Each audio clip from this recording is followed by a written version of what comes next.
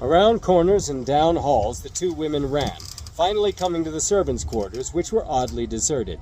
Down the stairs they rushed, Brenda lifting her skirts to keep from tripping over them, the red curls of her hair bouncing. In the basement at the bottom of the stair, all the chambermaids and footmen looked up at them in alarm. "You're still here!" cried the maid from upstairs. Brenda made an O of her mouth, as if to say, "Well..." "There's no time," hissed the footman who'd helped her. They motioned for the two women to follow them down the trap door, and into the darkness they fled. Above them, in the doorway at the top of the staircase, El Phantasmo looked down and thought, "Orpheus indeed. Well, you won't get far, Eurydice."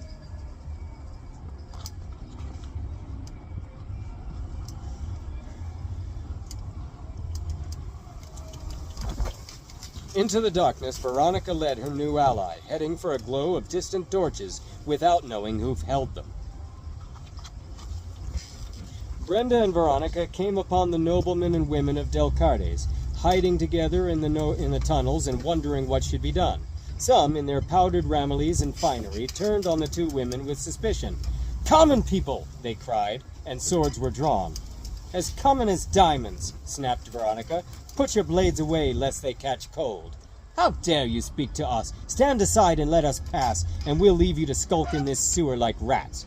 "Did you hear? A woman speaking to us? What's that supposed to mean?" chimed more than a few nobles' wives. The tension sparked bitterness, which gave voice to long-held bitterness. Ladies who'd held their tongues now let them wag, and fingers were pointed.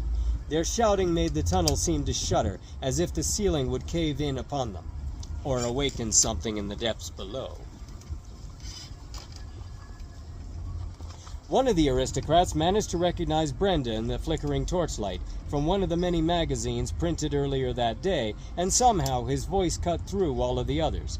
Perhaps there just happened to be a gap between everyone else's words at that very moment, or perhaps the word prostitute was so rarely spoken by any one of them that when it suddenly was, it froze all of them in shock. Either way, silence fell over the tunnel like a pall, and every eye slid sideways toward her.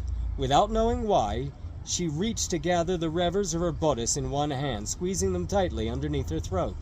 Veronica felt torn between defending her fellow damsel in distress and distancing herself from a woman she'd only just met, whom everyone seemed to know was a whore, except for herself. Her bravado fizzled out, the blade of her sword lowering uncertainly. Beside her, Brenda could feel her newfound ally abandon her, even though she hadn't moved an inch.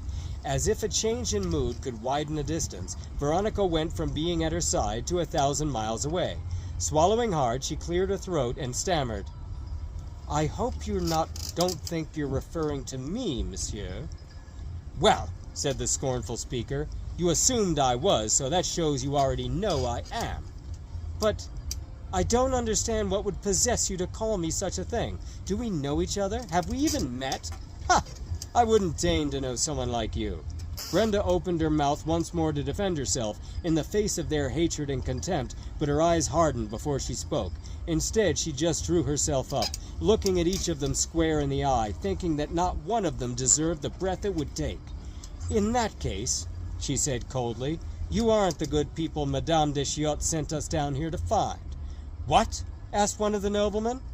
"The stairs leading up to her basement are back the way I came. She asked my companion and I to come down here and round up people of her ilk and lead them to her house where they might be safe until this blows over.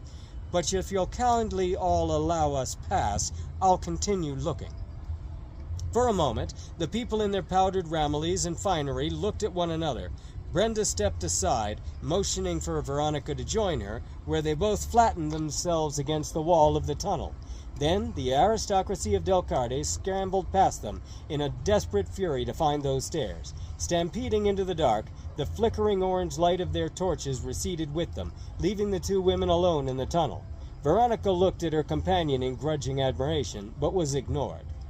"The way seems clear," Brenda said curtly, lifting her skirt daintily to resume walking. "We mustn't dilly-dally."